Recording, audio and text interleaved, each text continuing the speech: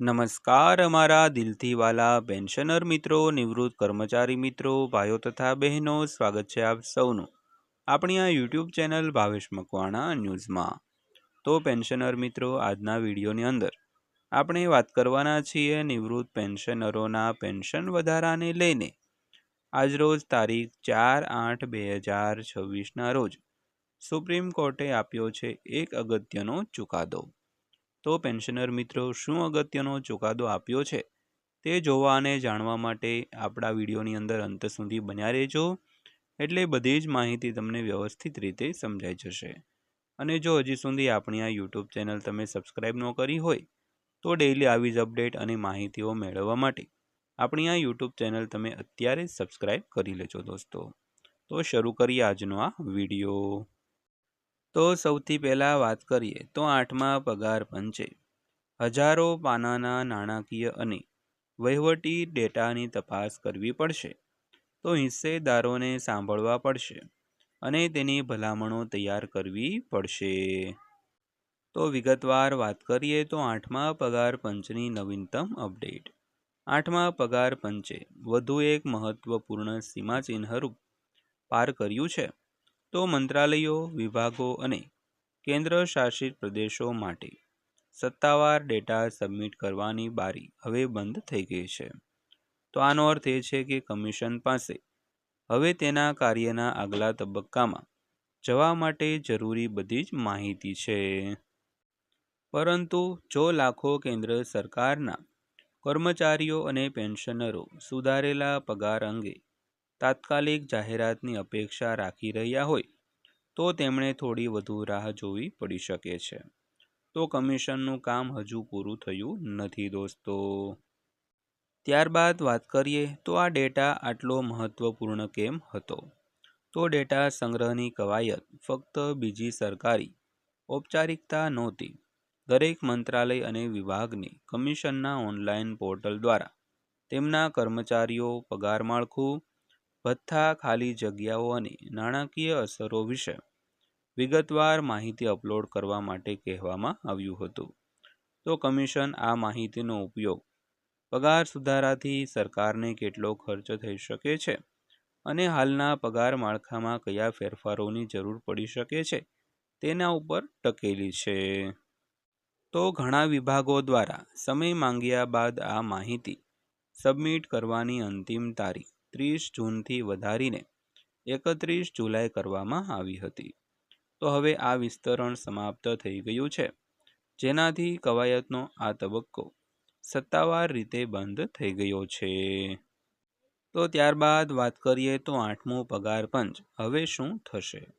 તો ડેટા સંગ્રહ પૂર્ણ થયા પછી કમિશન હવે મંત્રાલયો, વિભાગો અને અન્ય હિસ્સેદારો તરફથી મળેલી રજૂઆતોનું વિશ્લેષણ કરવાનું શરૂ કરશે।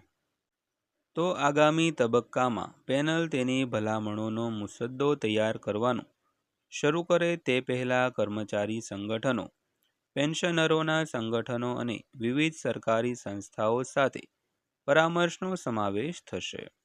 તો આ ચર્ચાઓ આગામી અઠવાડિયા અને મહિનાઓ સુધી ચાલુ રહેવાની અપેક્ષા છે। તો કમિશને આ મહિને દિલ્હીમાં બેઠકોનું આયોજન કરી લીધું છે અને તેના રાષ્ટ્રવ્યાપી સંપર્કના ભાગરૂપે ચેન્નઈ, પોંડુચેરી અને ચંદીગઢમાં પણ પરામર્શ શરૂ કરાશે। તો ત્યારબાદ વાત કરીએ તો શું આનો અર્થ એ છે કે પગાર ટૂંક સમયમાં વધશે?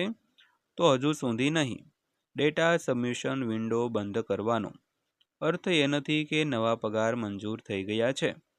તો કમિશને હજુ પણ હજારો પાનાના નાણાકીય અને વહીવટી ડેટાની તપાસ કરવાની છે। તો હિસ્સેદારોને સાંભળવાની છે અને તેની ભલામણો તૈયાર કરવાની છે અને કેન્દ્રને તેનો અંતિમ અહેવાલ સુપરત કરવાનો છે। તો કેન્દ્ર સરકાર ભલામણો સ્વીકારે તે પછી જ સુધારેલા પગાર અને પેન્શન અમલમાં આવશે મિત્રો। ત્યારબાદ વાત કરીએ તો પગાર પંચ ખરેખર શું કરે છે? તો કેન્દ્ર સરકારના કર્મચારીઓ અને પેન્શનરોના પગાર, પેન્શન અને ભથ્થાઓની સમીક્ષા કરવા માટે દર 10 વર્ષે એક વખત કેન્દ્રીય પગાર પંચની રચના કરવામાં આવે છે। તો તે સુધારેલા પગાર માળખાની ભલામણ કરતા પહેલા ફુગાવો, જીવન નિર્વાહનો ખર્ચ, આર્થિક વૃદ્ધિ, સરકારી નાણાકીય બાબતો અને સેવાની પરિસ્થિતિઓનો અભ્યાસ કરે છે. તો સરકાર કાયદેસર રીતે દરેક ભલામણ સ્વીકારવા માટે બંધાયેલી નથી અને તેના સુધારા સાથે મંજૂર કરી શકે છે. તો ત્યારબાદ જોઈએ તો કર્મચારીઓ શું માંગ કરી રહ્યા છે. તો કર્મચારી સંગઠનોએ પહેલેથી જ કમિશનને તેમના મેમોરેન્ડમ સુપરત કરી દીધા છે. તો મુખ્ય માંગણીઓમાં ઉચ્ચ ફિટમેન્ટ પરિબળ, મોંઘવારી ભથ્થાના ફોર્મ્યુલામાં ફેરફાર, કર રાહત, ભથ્થામાં સુધારા અને ભવિષ્યમાં પગાર સુધારા માટે વધુ ગતિશીલ પદ્ધતિનો સમાવેશ થાય છે. તો અનેક કર્મચારી સંગઠનોએ પેન્શન લાભો અને અન્ય સેવા શરતોમાં સુધારાની પણ માંગ કરી છે. તો ત્યારબાદ વાત કરીએ તો અંતિમ અહેવાલ ક્યારે મળવાની અપેક્ષા રાખી શકાય. તો કમિશને તેમની ભલામણો રજૂ કરવાની સત્તાવાર તારીખ જાહેર કરી નથી. જોકે ડેટા સંગ્રહ પૂર્ણ થઈ ગયો છે અને દેશભરમાં પરામર્શ ચાલુ છે. તો આગામી મહિનાઓમાં મુસદ્દા તૈયાર કરવાની પ્રક્રિયા ઝડપી બનાવવાની અપેક્ષા છે.